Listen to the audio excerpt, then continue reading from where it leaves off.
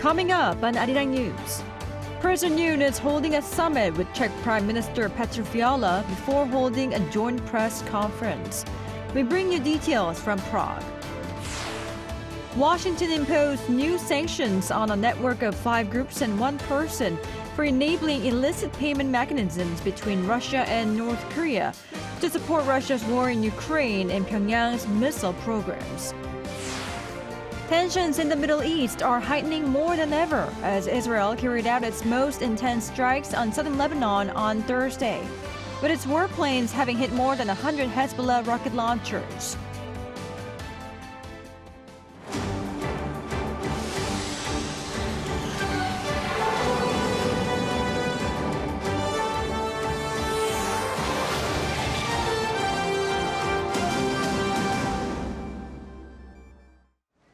Thank you for joining us on Arirang News. I'm Kim Bo-kyung. On day 2 of President Yoon Suk-yeol's official visit to the Czech Republic, the South Korean leader is holding a one-on-one meeting with Prime Minister Petr Fiala to discuss ways to strengthen the Korea-Czech relationship. Our presidential correspondent Oh Soo-young is in Prague to fill us in on the details. Soo-young, President Yoon is believed to be meeting with the Prime Minister now before their joint press conference. What outcomes do we expect from their summit?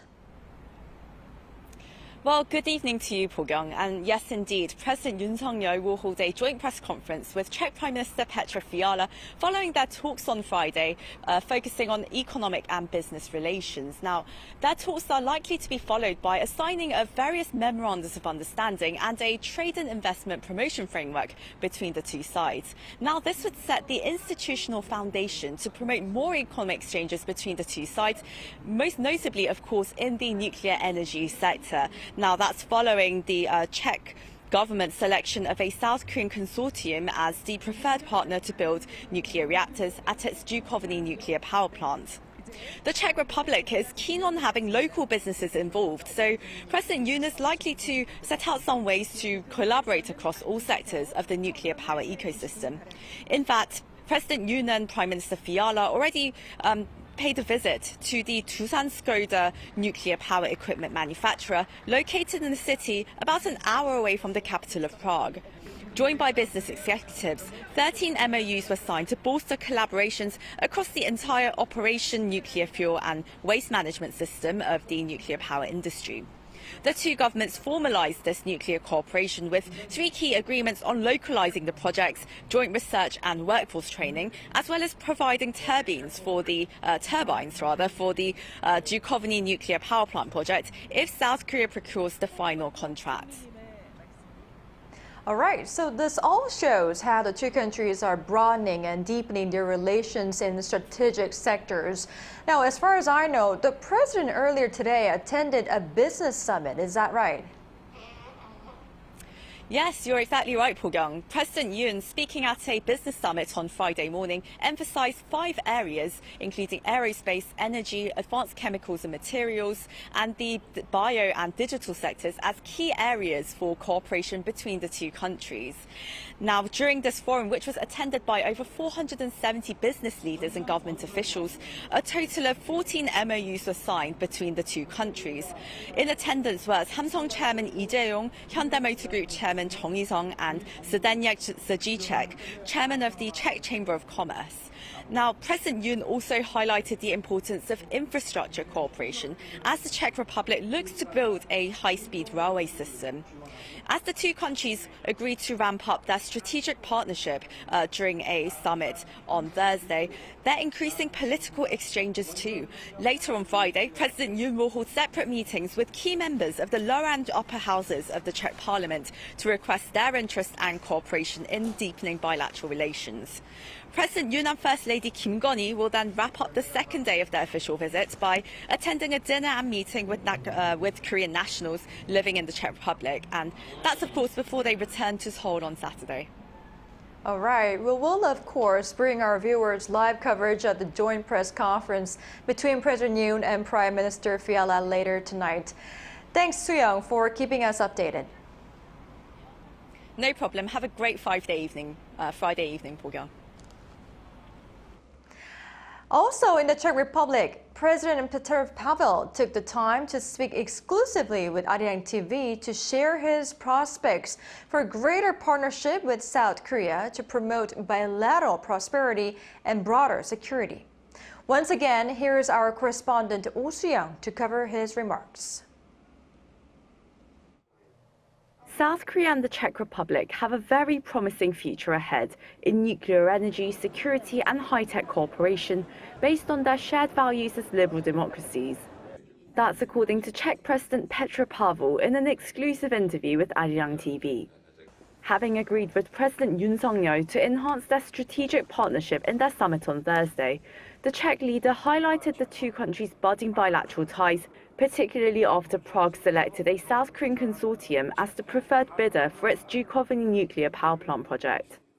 We also believe in a great potential of developing this cooperation further on, not only on our own nuclear power plant, but also extending that cooperation and good record from I hope, a successful project to other European countries, especially in Central and Eastern Europe, who will be interested in securing their energy supplies through nuclear power.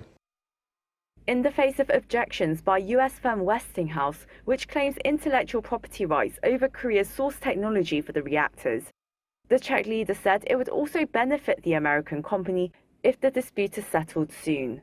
Both sides, KCHP and Westinghouse, because with the technology of Westinghouse and the Korean production capacity and experience and guarantees, I believe that it gives us the best possible mixture of parameters that we are looking for.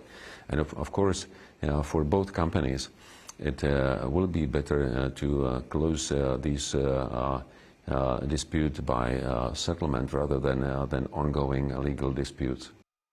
As the two countries look to broaden the horizons of bilateral cooperation beyond energy security, Pavel also highlighted key strategic industries such as ICT, artificial intelligence, high-speed rail and transport grids, along with space technology. These collaborations are all the more crucial between like-minded partners as geopolitical interests and conflicting values blur the line between national and economic security. With rising concerns about military cooperation between Russia and North Korea in the context of the ongoing war in Ukraine, Pavel stressed the importance of strengthening ties with South Korea in defense, security and fighting disinformation. We have a number of views that are very similar with South Korea, so I believe that cooperating with such a country is a natural choice. We are not only economic partners, we are also partners in tourism, in culture, but we are also partners in NATO, because South Korea is a partner to NATO, because we believe that we share also our security interests. As the Yoon administration aims to bolster South Korea's role in defending freedom, prosperity and the rule of law as a global pivotal state, the Czech leader noted he and Yoon share similar worldviews against the rise of authoritarianism. Furthermore, sharing his personal experience of Korean culture from his visit in 2016, Pavel said he enjoyed Korean cuisine and history, particularly rural areas and monasteries, as he called for greater cultural exchanges. The two countries will celebrate 35 years of bilateral relations and 10 years of establishing a strategic partnership next year. Oh Soo-young, Arirang News, Prague. And our business correspondent Lee Soo-jin explains what's special about Korea's nuclear power technology in light of its push to expand exports of nuclear reactors to Europe. South Korea's nuclear power plant capabilities are once again in the spotlight amid President Yoon Suk-yeol's visit to the Czech Republic. The trip comes after a South Korean consortium led by Korea Hydro and Nuclear Power in July was selected as the preferred bidder over France's Électricité de France to build at least 2 nuclear power units. The 2 units planned for the Dukovany nuclear power station are APR-1000 reactors, a smaller version of the APR-1400s previously built by South Korea at the Baraka nuclear energy plant in the United Arab Emirates. The APR-1000 generates a power output of around 1,000 megawatts of electricity, which is less than the APR-1400's 1,400 megawatts, but makes it more suitable for the Czech Republic's lower electricity demand. It also costs around half of what is required to build France's APR-1200. We have a fully, completed supply chain. We can build the nuclear power plant at the right time, and by building the nuclear power plant at the right time, we could save a lot of money. The reactor was also certified by the European Utility Requirements Association last year, meeting more than 5,000 requirements and complies with the latest requirements of the International Atomic Energy Agency and the Western European Nuclear Regulators Association. Meeting these standards is critical at a time when European countries like the Czech Republic are turning to nuclear power to go carbon neutral by 2050. If the deal is finalized in March next year, it could create further opportunities for South Korea to expand exports across Europe.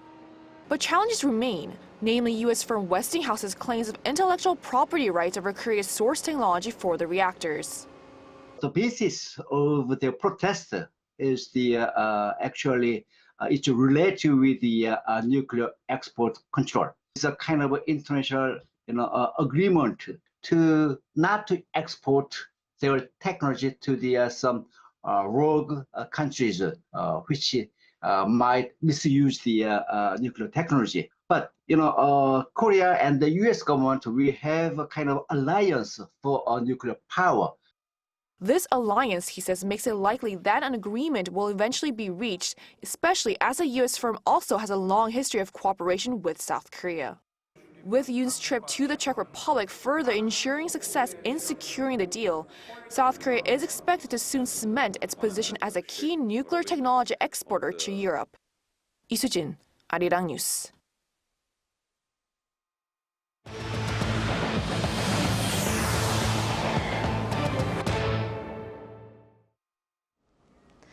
The prosecution on Friday sought a 2-year sentence for the main opposition Democratic Party chairman Lee Jae-myung for allegedly making false statements ahead of the 2022 presidential election, thereby distorting the fairness of elections. At the final hearing of Lee's trial at the Seoul Central District Court, the prosecution said Lee had especially close ties with the late Kim Moon-gi, an executive involved in a development scandal in Seongnam City, where Lee previously served as mayor. Lee denied knowing Kim during a 2021 media interview and was later indicted for the alleged false statement. He denied the accusations and said that the prosecution is abusing its power by fabricating evidence. The trial's result is expected as early as next month. If Lee is sentenced to prison or given a fine equivalent to or more than 1 million Korean won or around $750, he may lose his seat in the National Assembly and be banned from running in elections for the next 5 years. The U.S. Treasury Department has imposed sanctions on a network of 5 entities and 1 individual based in Russia and a Russia-occupied region for having supported illicit payment mechanisms with North Korea. Our North Korean affairs correspondent Kim Jung-sil reports.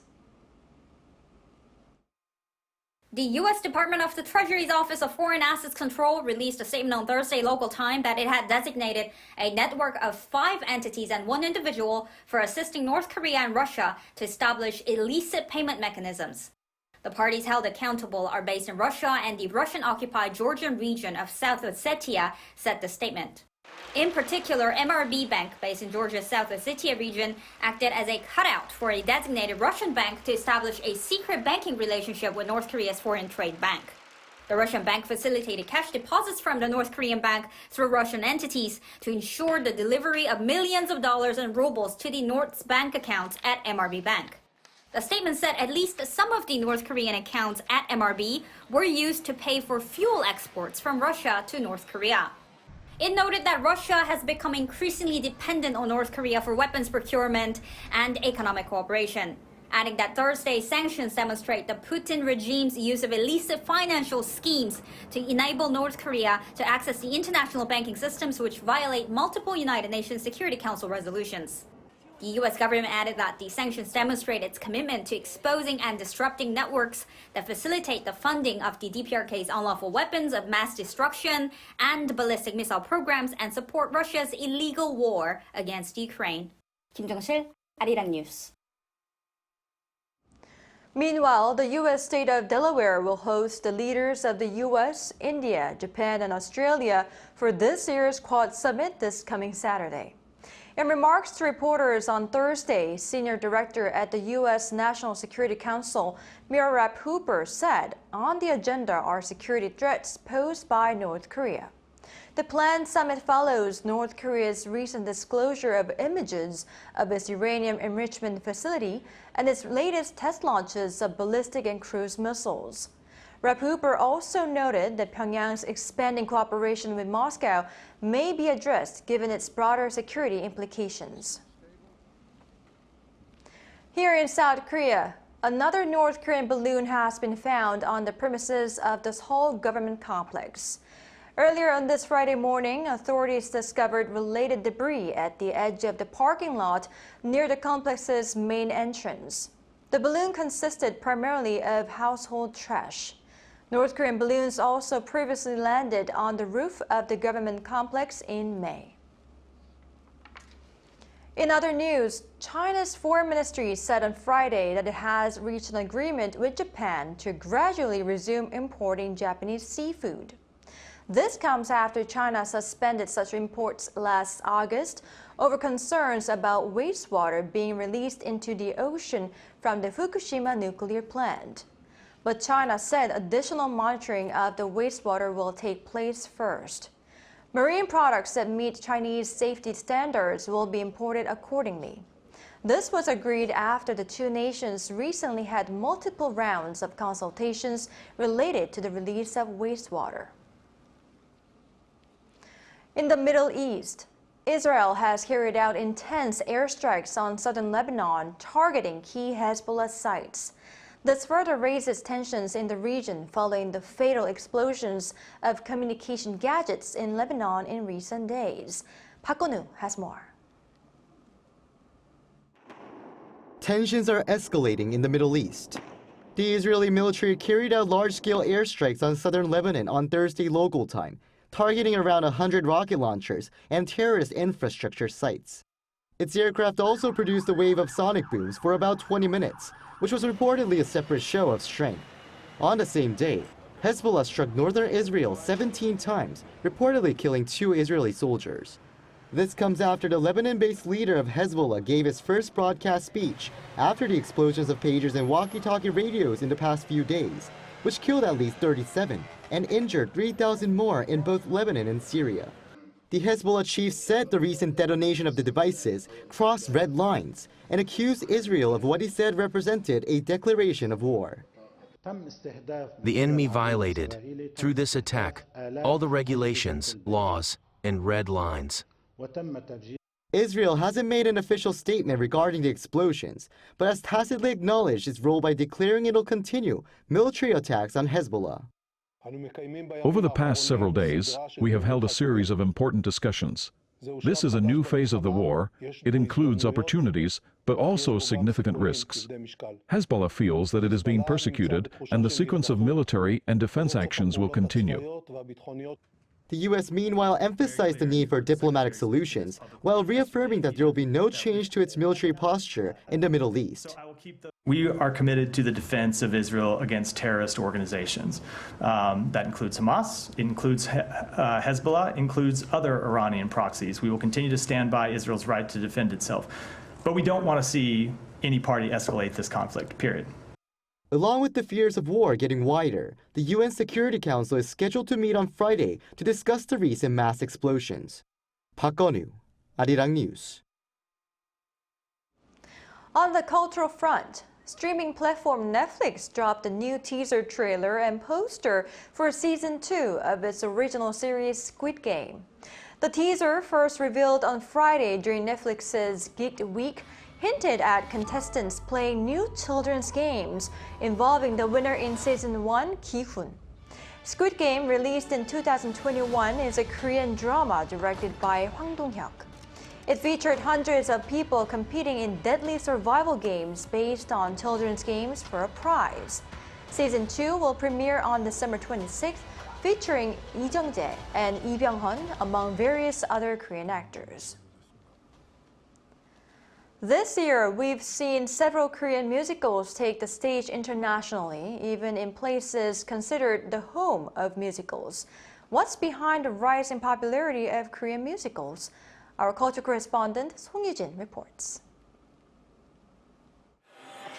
Broadway is a stage that many in the musical world dream of, having been the epicenter of theatrical magic for centuries. Among the bright lights and grand theaters is the Broadway Theater, one of the largest in New York City.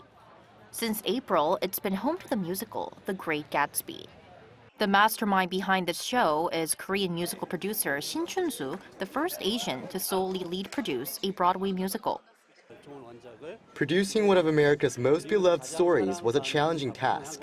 I found parallels between the 1920s and the present day and aimed to capture the bittersweet irony and the tragic grandeur of Gatsby's world, expressing the emotions of the characters through the music.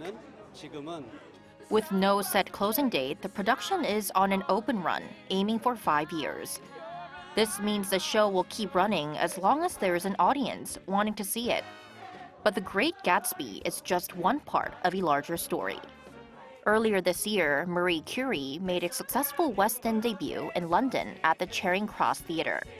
And just this month, Frida, the Last Night Show, had its U.S. premiere at the University of Southern California's Bing Theater. So what exactly is fueling the rise of Korean musicals on the international stage? Industry insiders say it's a combination of quality and passion. Actress Kim So-hyang, who starred in both Frida and Marie Curie in Korea, reflects on how far Korean musicals have come. I believe it's our relentless dedication to creating something extraordinary. There's a special charm in how we craft these stories. For example, with Frida, the powerful narratives that let women voice their strength seem to mesmerize the audience. For years, word has spread among foreign producers about the quality of Korean musicals and the talent of our actors. Government support has also helped smaller productions find opportunities abroad. In just the first half of this year, Korea staged over 9,000 performances, an impressive figure that's driving rapid growth for actors and production teams. To keep the momentum going and help Korean musicals shine even brighter on the global stage, tailored support is essential. The government has been supporting small original works, allowing for creative experimentation. However, larger productions need more flexibility, and the government could assist by providing infrastructure like rehearsal space or production studios. To help musical expand internationally, it could also address regulatory barriers that hinder exports. We need to build tryout theatres where shows can test their material before full-scale premieres. Currently, musicals often jump straight from rehearsals to opening night without the chance to refine their performances. Through these efforts, Korean musicals will be able to capture the hearts of more audiences around the world. Song Yujin, Arirang News.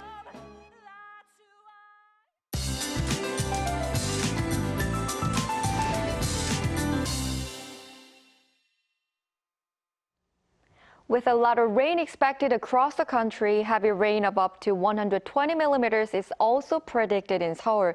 And a preliminary heavy rain warning is issued. As it is predicted to rain a lot across the country, you should pay special attention to landslide damage. Currently, the landslide crisis warning nationwide, except for Jeju Island, has been raised to the caution level. By Sunday, heavy rain of up to 300 millimeters are predicted on the East Coast and the mountainous areas of Gangwon-do Province, up to 250 in the mountainous areas of Jeju Island, and 120 to 150 millimeters in the Seoul metropolitan area. Seoul will start off at 19 degrees Celsius.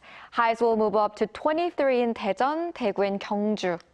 Rain will stop gradually from the central parts of the country on Sunday. After that, it will be mostly sunny next week. That's all for Korea. Here are the weather conditions around the world.